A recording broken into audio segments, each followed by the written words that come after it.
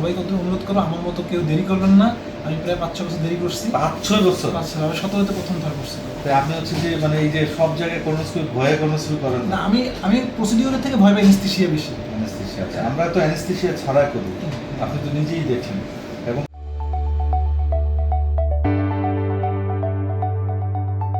আসসালামু আলাইকুম, আমি ডাক্তার মাশফিক আহমেদ ভূঁইয়া, সহকারী অধ্যাপক সার্জিক্যাল গ্যাস্ট্রোএন্টারোলজি। আমি ঢাকা মেডিকেল কলেজে আছি, আমার চেম্বার ইডেন মাল্টিকেয়ার হাসপাতাল। আজকে আমরা একটা পেশেন্টের অভিজ্ঞতা শেয়ার করব। আমাদের এই পেশেন্ট, কি নাম আপনার? তাহিদুল ইসলাম। তাহিদুল ইসলাম। তার পায়খানা একটু অসুবিধা হয়।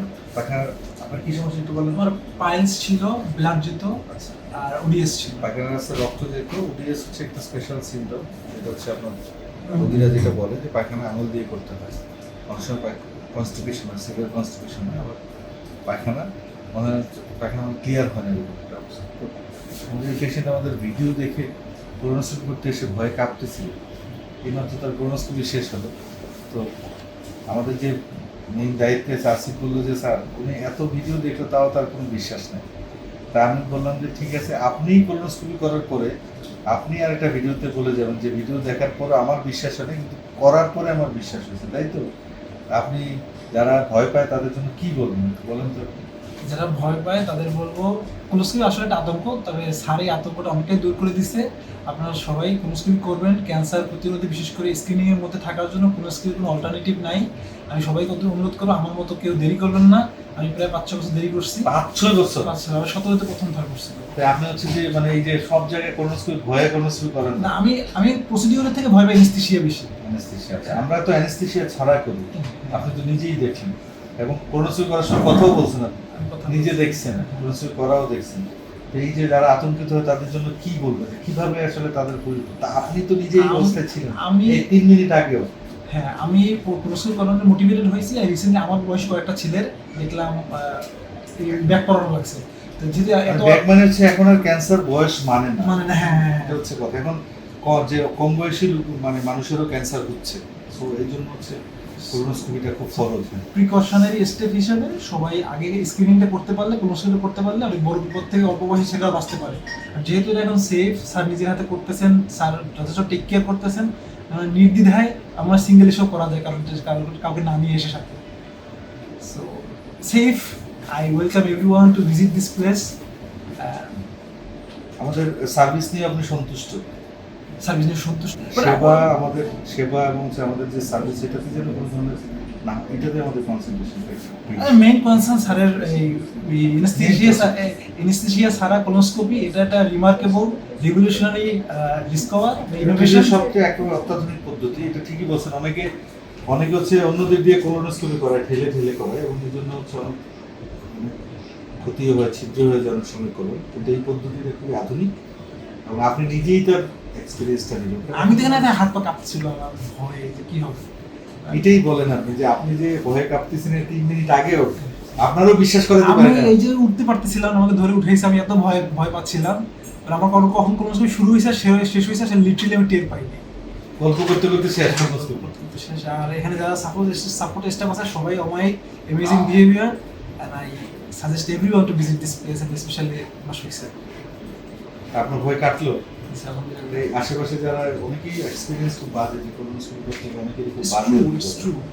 অনেকে বলে যে স্যার আমি মরে যাবো, কিন্তু আমি আর কোলোনোস্কোপি করবো না। কারণ হচ্ছে যেভাবে ওরা কোলোনোস্কোপির অভিজ্ঞতা আমি পাইছি, ওটা হচ্ছে একেবারেই সনাতন পদ্ধতির কোলোনোস্কোপি, এবং এক্সপেরিয়েন্স অনেক সময় ম্যাটার করে।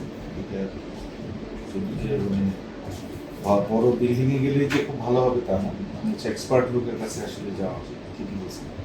এমন হচ্ছে যে আমরা চাচ্ছি যে সবাই সচেতন হোক, এবং আপনি যেরকম সচেতন হয়ে গেলেন, আপনার দায়িত্ব আশেপাশে জিনিসটা সব লোকজনকে সচেতন করা, এবং ভয় যেন না পায়। ভয় পাওয়ার আসলে কারণ আছে, কারণ একবার কোলোনোস্কোপি করলে ওই অত 10 গ্রামে নাকি আর কেউ কোলোনোস্কোপি করতে যায় না। আমি ইউটিউবে বহুত কমেন্ট দেখছি, ভাই কেউ করেন না, আমার জান শেষ হয়ে গেছে।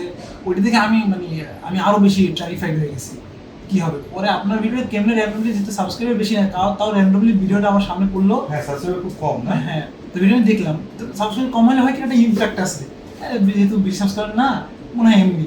পরে আপনার যেহেতু আমি একটু লেখাপড়া করছি, আপনার কোয়ালিফিকেশনগুলো দেখে আমি বলছি না দিস মে বি জি, যাই দেখি কি হয়। পরে গাড়ি করে দেখলাম যে আসলে এই টাইপের অ্যানেস্থেসিয়া ছাড়া আবার ওয়াটার দিয়ে করে, এটা আমি আর কোথাও ইউটিউবে দেখিনি এরকম। আমরা কিন্তু কোনো বিজ্ঞাপনে যাই না, আমরা আমাদের কোনো বিজ্ঞাপন এজেন্সির সাথেও কোনো ধরনের কন্ট্যাক্ট নেই। কিন্তু এই যে আমরা যে ক্যামেরার সামনে কথা বলি কেন জানেন, এই যে আপনি যেরকম ভয়ে কাঁপতেছিলেন, এটা এক পেশেন্ট আমাকে বলছে, স্যার আমি ক্যামেরার সামনে একটু বলে যাই তাহলে অন্য রুগীদের জন্য সুবিধা। রুগীরা কিন্তু আমাদেরকে বাধ্য করছে এই ভিডিও নিতে, বুঝতে পারছেন? আর এটা কি করোনা থেকে মহামারী হয়ে গেছে কেন? এই রোগটা অনেক বেশি হয়ে গেছে। বেশি হয়ে গেছে, হ্যাঁ, ঠিকই বলছেন। করোনা থেকে এমন হচ্ছে যে আতঙ্ক থাকার জন্য লোকজন আরো আসতেছেন, এবং যখন আসতেছে তখন এটা অনেক খারাপ অবস্থায়, ক্যান্সার মানে অ্যাডভান্স স্টেজে আসতেছে।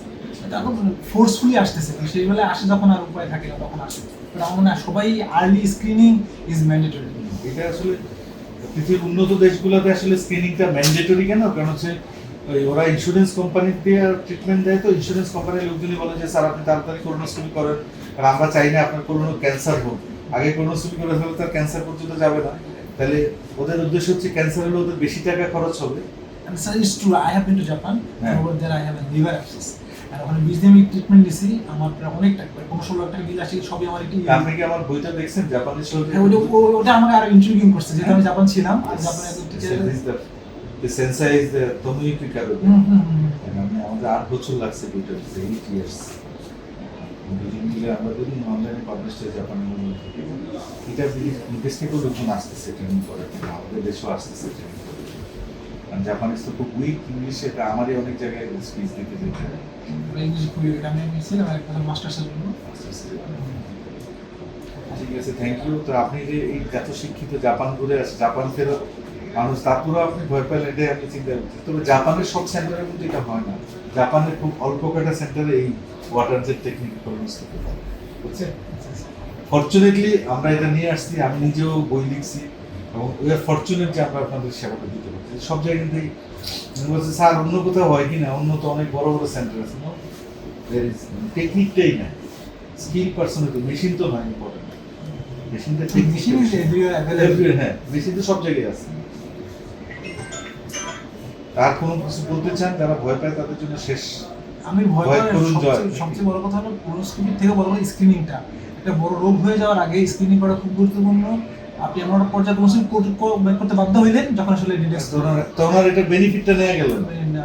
যদি কোলোনোস্কোপি আমরা আগে করি, আগে মানে হচ্ছে স্ক্রিনিং হিসেবে করি, তাইলে কোলন ক্যান্সারটা প্রতিরোধ করা সম্ভব, এবং কোনো পলিপ ফেলে আমরা ওই পলিপ সরাই ফেলে ক্যান্সার হয়ে গেল।